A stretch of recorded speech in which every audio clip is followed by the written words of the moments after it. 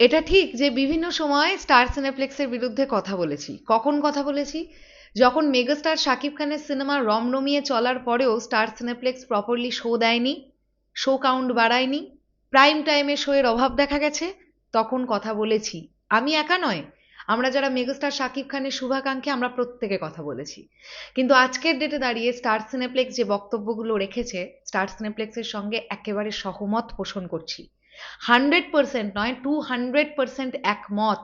Star cineplex যে পয়েন্টে কথাগুলো বলছে তারা তাদের জায়গা থেকে একদম ঠিক। হ্যালো এভরিওয়ান, আমি পৌশালী চলে এলাম আরো একটা নতুন ভিডিও নিয়ে। আশা করছি তোমরা প্রত্যেকেই খুব ভালো আছো। চলো একদম দেরি না করে আমরা একটুখানি দেখি স্টার সিনেপ্লেক্স এক্স্যাক্টলি কি জানাচ্ছে। সেটা জানার পরে আমরা বুঝতে পারবো, বা তোমরা আমাকে বলবে তারা ঠিক বলছে নাকি ভুল বলছে। বর্তমানে স্টার সিনেপ্লেক্স ৮০টা প্লাস শো চলে। স্টার সিনেপ্লেক্সে মোট ৮০টা প্লাস শো চলে, যার বেশিরভাগই হলিউড সিনেমার। হয়তো সর্বোচ্চ ৯০টা শো দিতে পারে স্টার সিনেপ্লেক্স। ৯০টা শো থেকে প্রায় ৮০ লাখ টাকা গ্রস কালেকশন সম্ভব। তার মানে একটি বিগ ব্লকবাস্টার সিনেমার শুধু স্টার সিনেপ্লেক্স থেকেই ১৫ থেকে ২০ কোটি টাকা আয় করার পোটেনশিয়াল আছে। এবছর বনলতা এক্সপ্রেস স্টার সিনেপ্লেক্স থেকে প্রায় ১৩ থেকে ১৪ কোটি টাকা গ্রস কালেকশন তুলেছে। তুফান, বরবাদ এবং তাণ্ডব সহ বড় কালেকশন দিয়েছে। কিন্তু স্টার সিনেপ্লেক্সে চালানোর মতো পর্যাপ্ত বাংলা সিনেমা বাংলাদেশ ইন্ডাস্ট্রি দিতে পারছে না। ঈদের সময় তড়িঘড়ি করে ৫ থেকে ৬টা সিনেমা আসে, কিন্তু সারা বছরই হল ফাঁকা। তাহলে এত বড় একটি প্রতিষ্ঠান সারা বছর চলবে কিভাবে? আর স্পাইডারম্যান বা জওয়ানের মতন সিনেমা তো মাঝে মধ্যে আসে। তাই বাংলা সিনেমাই স্টার সিনেপ্লেক্সের মূল ভরসা। না হলে স্টার সিনেপ্লেক্স হারিয়ে যাবে। আর হাওয়া, সুড়ঙ্গ, তুফান, বরবাদ, তাণ্ডব, বনলতা এক্সপ্রেসের মতো সিনেমা বারবার এলে আগামী ২ বছরে স্টার সিনেপ্লেক্সে ১৫০টি প্লাস শো দিতে পারবে। সুতরাং বাংলা সিনেমা ধীরে ধীরে মাল্টিপ্লেক্স নির্ভর হয়ে উঠছে, আর তাই আরো বেশি কোয়ালিটিফুল সিনেমা বানানো দরকার। আমি শুধু এখানে একটাই কথা বলতে চাই, সেটা হচ্ছে এই যে স্টার সিনেপ্লেক্স কর্তৃপক্ষ বলছে না যে বাংলাদেশ ফিল্ম ইন্ডাস্ট্রিটা মাল্টিপ্লেক্স ওরিয়েন্টেড হয়ে উঠছে, তারা তাদের জায়গা থেকে ঠিক।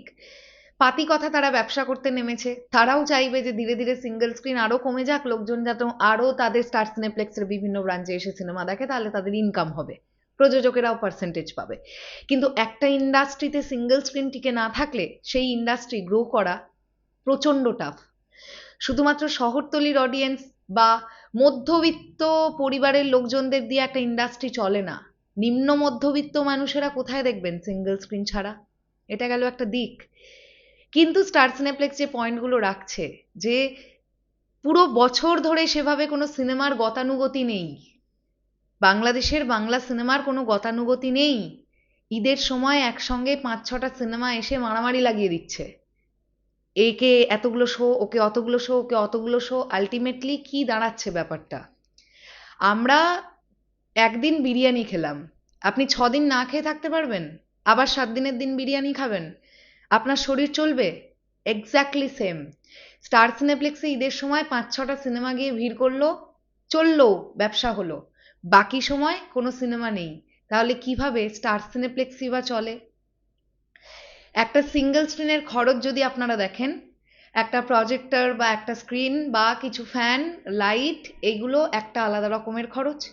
স্টার সিনেপ্লেক্সের খরচটা আরো অনেক বেশি, কারণ ইন্টেরিয়ার এসি, আরো উন্নত মানের সিট কোয়ালিটি, অডিটোরিয়ামের কোয়ালিটি অনেক ভালো, স্ক্রিনের কোয়ালিটি ভালো, দামি প্রজেক্টরে ছবি চলে। সো স্টার সিনেপ্লেক্সের বেয়ারিংটা আরো অনেক বেশি rather than single screen. Star cineplex যদি প্রতি বছরে ঠিকঠাক বিজনেস না করতে পারে, শুধু ঈদে ২ ঈদে ব্যবসা হবে, বাকি সময় স্টার সিনেপ্লেক্সও হাঁ করে বসে আছে, ব্যবসা হবে না, তাহলে স্টার সিনেপ্লেক্সও ধীরে ধীরে ধীরে ধীরে বন্ধ হয়ে যাবে। একদিকে সিঙ্গেল স্ক্রিন বন্ধ হচ্ছে, অন্যদিকে মাল্টিপ্লেক্সও যদি বন্ধ হয়ে যায়, তাহলে ফিল্ম ইন্ডাস্ট্রিটা, মানে বাংলাদেশ ফিল্ম ইন্ডাস্ট্রিটা পুরোপুরি ওটিটি ওরিয়েন্টেড হয়ে যাবে। ঠিক আছে? দেখবেন প্রযোজকেরা সিনেমা বানাচ্ছে ওটিটিতে রিলিজ দেবে বলে, পাতি কথায়। তো খুবই ক্যারাব্যাস্তা একটা অবস্থা যাচ্ছে। এরকম একটা মোমেন্টে গতকাল মেগাস্টার শাকিব খান তিনি একটি ইন্টারভিউতে জানিয়েছেন যে তিনি চেষ্টা করবেন ২০২৭ সাল থেকে ৪টি করে সিনেমা দেওয়ার। ওই মানুষটা আর কি করবেন এর থেকে বেশি?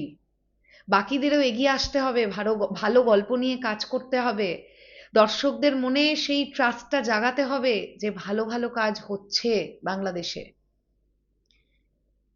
হয় না যে তা বলছি না, কিন্তু পরিমাণ যদি এত অল্প হয় তাহলে সিনেমা হল সার্ভাইভ করা খুবই মুশকিল। তো এই বিষয়টা নিয়ে আপনাদের বা তোমাদের কি বক্তব্য কমেন্ট সেকশনে জানিও। আসছি আবার খুব শিগগিরই, তাহলে এখনের জন্যে টাটা।